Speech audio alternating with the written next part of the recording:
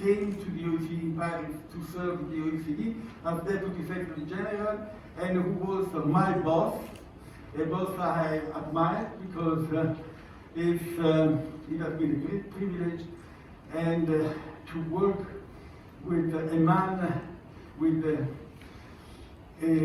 vision, a leadership capacity as Yves Leterme. So I'm very happy that he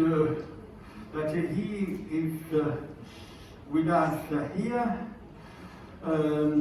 Also because he did a special effort to come to Sofia. A number of participant speakers did not dare to make the trip to Sofia because of the risks.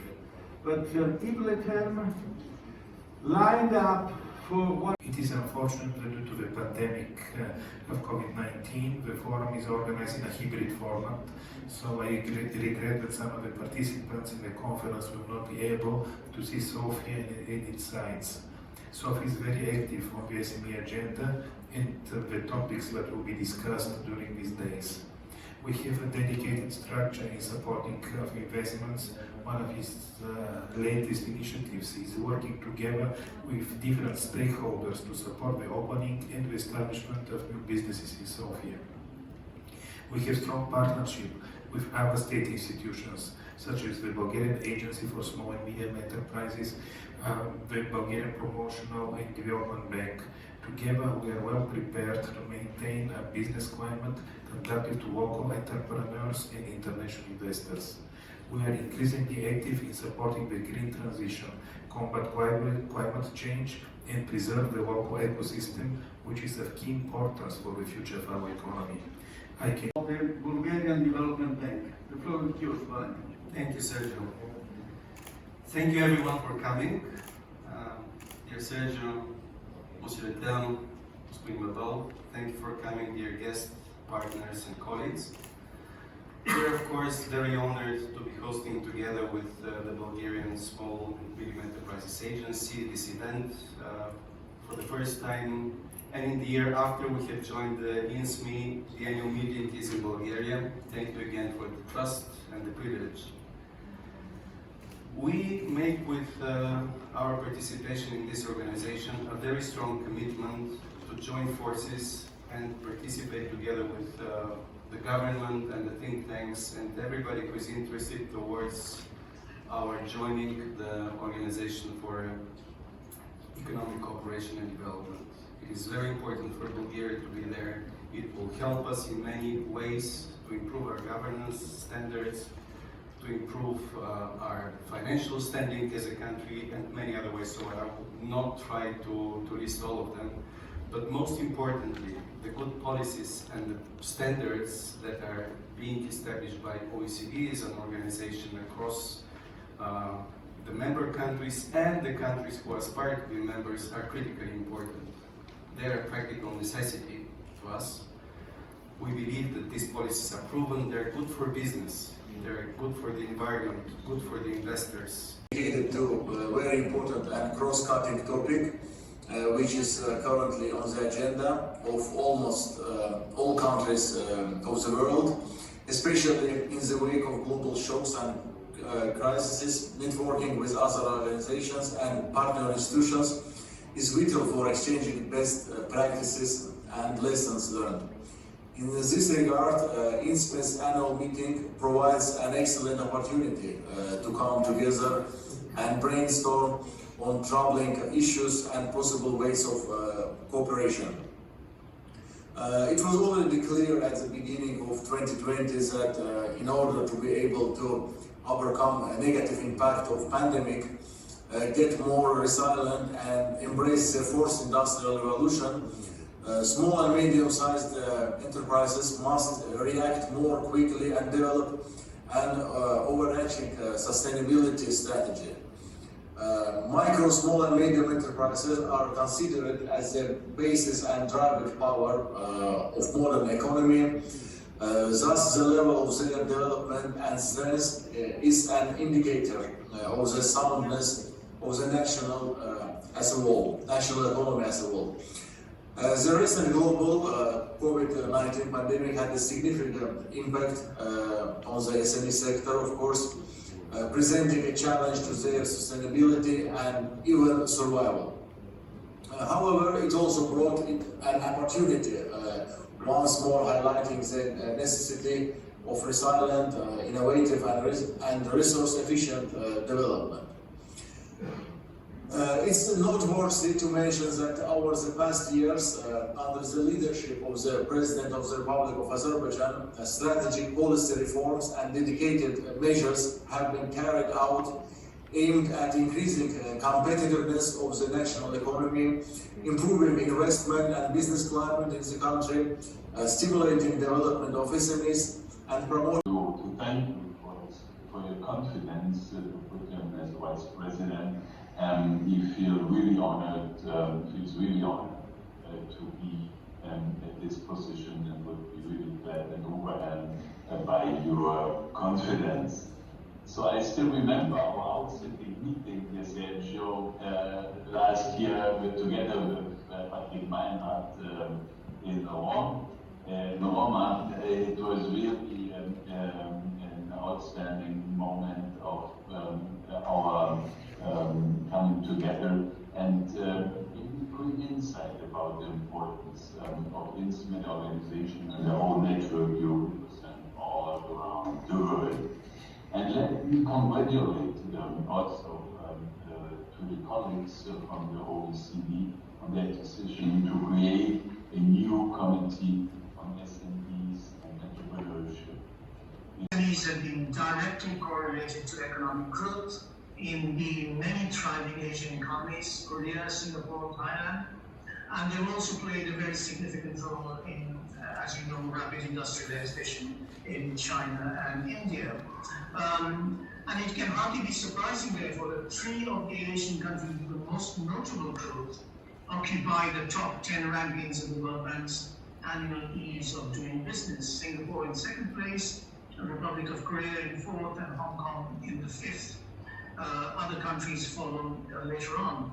But the other aspect of as emerging economies and SMEs is what is happening in Africa, despite the relatively low rankings of countries in the World Bank's annual Ease of Doing Business Index. There is a huge kind of sort of revival of growth and development amongst SMEs, fueled by, in a sense, some of the technological changes that are taking place.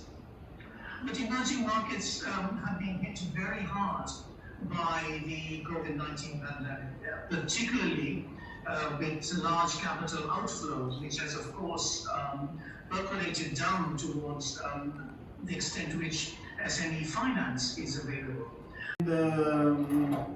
And to join the committees that are under your directorate, Lamia. The floor is yours. Thank you so much, Sergio, and thank you for the very kind words. Actually, you were so kind to congratulate me and the Secretariat, but I have to say to members of the INSME that actually this is a project that you, Sergio, you launched a long time ago at OECD, and that yourself and the members of INSME they play a key role to make it happen. So I would like to return the congratulations to all of you. Today I'm really delighted to take part in this 17th INSME annual meeting. Well, we are going to start by saying that we still live in troubled times. Last month, the global death toll from COVID-19 passed the 5 million. And of course, the pandemic continues to cost many jobs and businesses, as well as lives, unfortunately.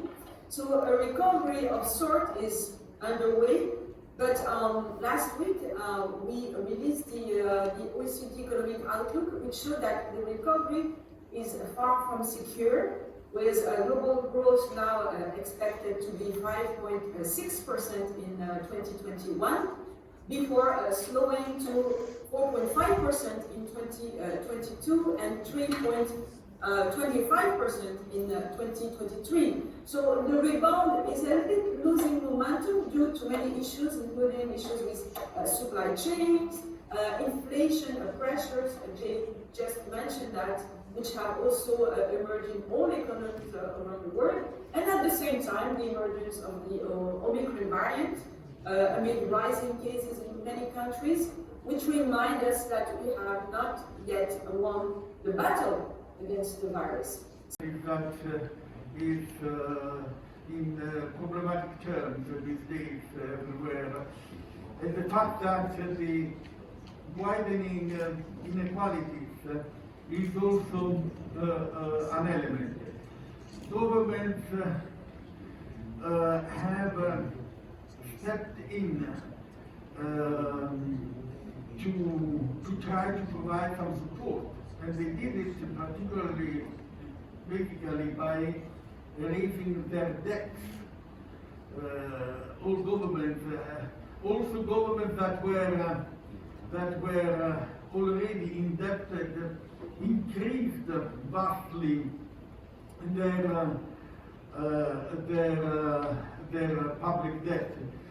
And public debt is another way to create forms of inequalities, because debt one day or another have to be repaid. And Lamia just said that most of the support was in the form of repayable loans, not forgiven loans, but probably they will be forgiven, but in principle they are repayable loans. So there are what the speakers so far have stated, have arisen a lot of questions that have also a more systemic, I would say, issue, and I think that you are the best person and the best INSME member to be able to respond. The floor is yours. Thank you very much, Sergio. Let me say first of all that I'm very happy to be here. Thank you for giving me the opportunity. I was very happy to travel to Sofia after recovering from COVID a couple of days ago, for a couple of reasons. First of all, because whatever Sergio has told you about my presence here, the first reason is when Sergio calls you, you reply positively. There's no alternative, he's the boss. So that's the first reason. The second is a very special interest I have for Bulgaria. Because I think that as coming from a country that is one of the founding members of the European Union, it is crucial for the sustainability of European integration, which is I think one of the most marvelous peace-bringing projects of the last 100 years in the world. But for the balance and for the sustainability of the European integration, it is crucial that countries like Bulgaria make their way to the best performances, including on the economic and social domain. So Bulgaria is close to my heart. I would like to commend the leadership for their application for membership to the OECD. I think it's a vital step.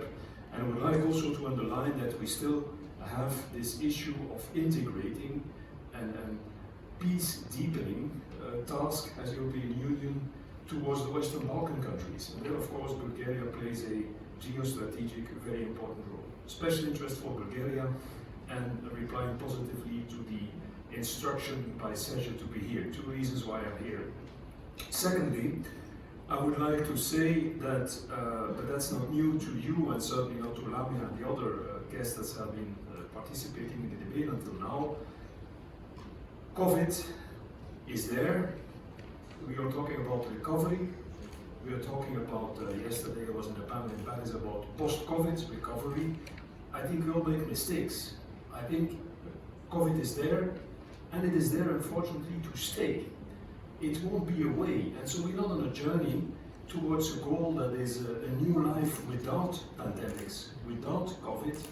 It is more about managing the lasting presence, the lasting risk of pandemics, just like climate change, and trying to mitigate and trying to adapt our policies to this new reality that came a little bit unexpectedly, although there were warnings all already some years ago. And when it then comes to SMEs, I think, with my limited experience, there are at least two very specific elements. Like all enterprises, first of all, SMEs have to show to be sustainable in the long run in such a demanding, challenging situation. They have to have a combination of what I would call strategic solidity. So in terms of their objectives, in terms of their fundamentals, be very solid, even in demanding circumstances. Secondly, they have to show tactical flexibility, because you can have strategic goals and very steadfast, underpinned activities along some principles, but you have to adapt to reality. So strategic solidity, tactical flexibility, and last but not least, and that's a very important asset the SMEs have, I think companies in general, and certainly also SMEs, have to show organizational agility. Time is over that you have very solid and big structures and that you can adapt to realities as a tanker on the ocean. No, you have to adapt so quickly as possible and be very agile to seize all opportunities, but also to be ready to respond effectively all risks. And so SMEs have to, with their governance bodies and with their management, to be capable to have these three elements, these three boxes ticked in positively. But maybe the difference between SMEs and very big companies is that SMEs have more than others to rely on an ecosystem, to rely on surrounding conditions that are created by governments, by banks, by development banks, by the financial world, by investors, by trade unions, by organizations, by society as a whole. And I think you rightly pointed, Sergio, at the fact that governments have a key role to play in terms of tackling inequalities, rising inequalities, but to come back to the focus of this activity, also in creating this ecosystem where SMEs, based on their strategic solidity, based on their tactical flexibility, and based on their organizational agility, can sustain, can continue to flourish, and can seize all opportunities. And personally, I'm not so negative about the record of authorities until now. I think they, first of all, they facilitated a tremendously quick invention of the necessary vaccines. We are still trying to tackle the issue of the equal distribution of vaccines all over the globe, and indeed we won't be safe unless everybody in the world is safe. But so they facilitated the invention of vaccines. I think they went very far in bringing soft money, so to say, and capital injections, loans, all kinds of social security linked schemes to support purchasing power of people, to mitigate the social impact of the crisis. Of course, there is the issue of debt, and there's not the issue of the rising costs and how to tackle the problem of inflation. What about the pressure on the interest rates? So this is and so this is trying to give substance to this need to internationalize our activities as European SMEs. Of course, this is not easy for all SMEs. We focus on SMEs that have the capacity to go international, that have a managerial capacity and a willingness to go to China, and that have a product or a service that is, let's say, for which there is a real existing market.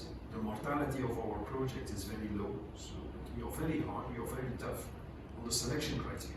We are very tough on selecting good projects that have a chance to capture the attention of Chinese potential partners. So to summarize my maybe too long intervention, once again underlining the fact that I'm very happy to be here and the crucial importance, Mr. Chairman of the Development Bank, of Bulgaria as a country, Bulgaria as a nation, to rebalance, to balance European integration, to be a bridging part to the Western Balkans. Number two, to testify as a former political leader that I find that, although it was not easy at the beginning, but also because of the lack of real facts, but that public authorities as a whole, I think, are performing at this moment quite well in addressing the challenges we are facing. That COVID is there to stay, to my opinion, that we will have for the next couple of decades maybe live with this pandemic, with a kind of pandemic, and have to adapt, to mitigate to the new situation. And last but not least, that when it comes to SMEs, If I remember well, Thank you for this event. First of all, I would like to say about a little bit about our office and our new initiatives. In May 2021, the Entrepreneurship and Export Promotion Office was established on the basis of the Export Promotion Office in Ukraine. And for the first time in Ukraine, an institution has appeared that built an ecosystem to support SMEs in Ukraine and foreign markets. Within the framework of the office's works, assistance is provided to entrepreneurs and exporters in the following areas. For example, we give some digital services for SME and create training and special support programs for SME. And if you're talking your first question, benchmarking, we studied the best practices of European countries and the United States, and in creating our projects, we actively used the European SBA assessment in Eastern partnership countries and experience of the small business administration in the USA. And after this analysis, in 2020, the Ministry of Digital Transformation, together with our office, launched and created the unique project in Ukraine for the development of entrepreneurship. It's called DIA Business. DIA is an acronym. DIA means state and me. So DIA is a brand of digital country. And this brand launched by Ministry of Digital Transformation, and the main goal is create a digital country like in Ukraine. If we're talking about DIA Business, we pay a lot of attention to digital transformation and digital services for SME. For example, DIA Business includes two components, an online component and offline component. Online is in Pristina, Riga, Kosovo. Thanks a lot. Mr. Director, the floor is yours. Thanks a lot, and thanks for the warm welcome. INSME and Bulgarian SME Promotion Agency and partners, networks all over the world. It's my pleasure to be here and represent Pristina, which is a non-public enterprise agency. It happened that last month we had the celebration of our 20th anniversary of our operations as Pristina. In the view of the INSME annual meeting this year, we wanted to bring kind of another perspective, which is, I think, the top priority and the most urgent instrument that we all together should be able to support, promote, and develop further. My presentation is related to digital transformation of businesses as related to the EU digital agenda 2030, as EU is now already calling it EU Decade 2030. We, as Pristina, supported by World Bank and our government, developed the digital agenda 2030 for our country, while among key strategic objectives to support the implementation of digital agenda 2030 is the second one, as we have rated it, the digital transformation of businesses. In that scope of supporting the economic development and digitalization of the country into 2030 perspective. In this sense, Of course, it's not only the current situations and difficulties that we are facing as a population, as public administration, as SME, as education, as youth.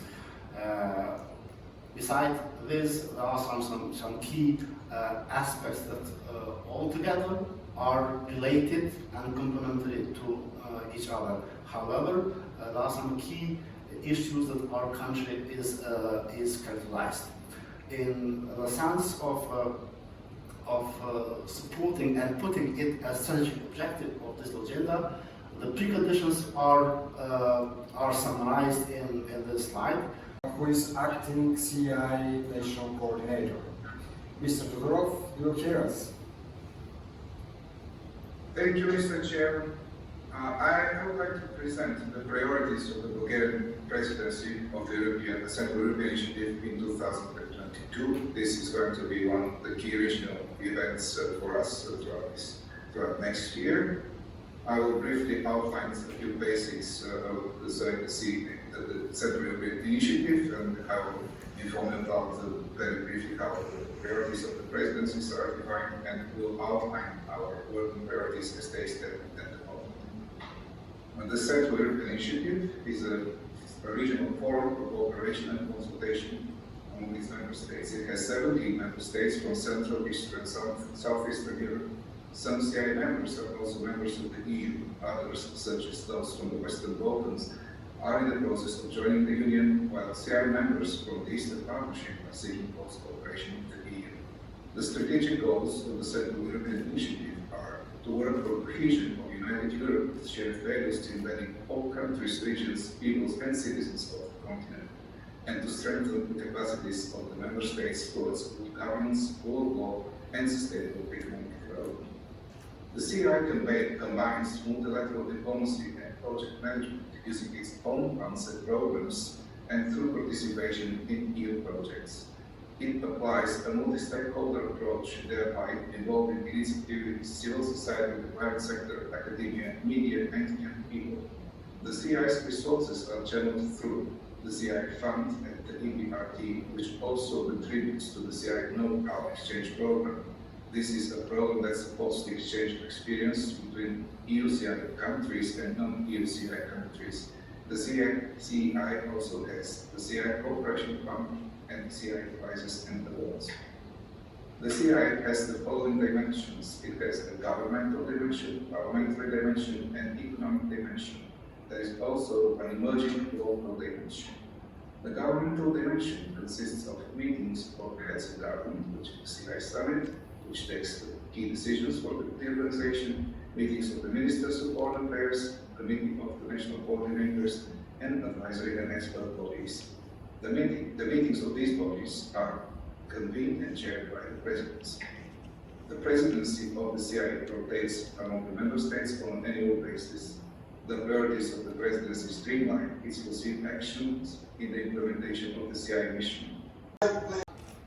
Because, Chairman, we live at a critical time, the COVID recovery phase. Actually, we used to talk of the post-COVID recovery. We have now to acknowledge that this is a recovery with COVID, because we have to become used to the idea that COVID is staying with us in one form or another, in one variant or another, for the time being. And we have to adjust, therefore, in the middle of the fourth wave, great concerns for downside risks in economic prospect and the outlook, new social and economic polarizations and also regional polarizations, and even, Chairman, let me mention the threats to peace and security. I mean, there are winds of war in our region, and this is dramatically worrying. So the context is complex and is worrying, and in this context I think there are three things which we most urgently need and which bring to the heart of the discussion today. Well, first of all, is innovation. We were winning the fight, Chairman, with COVID. We have won the fights against all preceding epidemics, and so we will win this war. But will take time, and certainly be sure of that. the world after COVID will be different from the world before COVID. Particularly, somehow we indulge in thinking that it's like a brackets. We close the brackets, we get back to normality. No, I think normalization must mean something different. We have to get back to a new world, to a new normals, and therefore innovation is a key dimension. Second, cooperation in our communities, focusing on the most vulnerable segments of our societies and sectors, focusing on good relationship with our neighbors in Europe and globally. And third, governance, the institutional reforms, the aspects on which you focus, and rightly so in the meeting, institutional reforms. We need imagination, creativity in institution building, because we need the public sector. We have seen how important is the public sector and its support for the economy, but we need this support to be very effective in terms of vaccines, in terms of subsidies, in terms of regulation, in terms of enabling the response, a pervasive response from the private sector in what you call, and rightly so, a bottom-up approach, starting from small and medium enterprises. So these three things, Chairman, show the importance of the topics we are discussing today, and also highlight the importance of the contributions we're getting through the various interventions on SME entrepreneurship. Let me briefly mention these three things. Well, first of all, innovation, technological change, productivity, digital transition, the twin transitions, the green and the digital transition, also the nature-positive transition, etc., etc., etc. Now, COVID has had and is having a profound impact on the world of innovation, on the world of labor, on services industry, on tourism, transport, on finance, on the internationalization. It's reshaping how global supply chains work.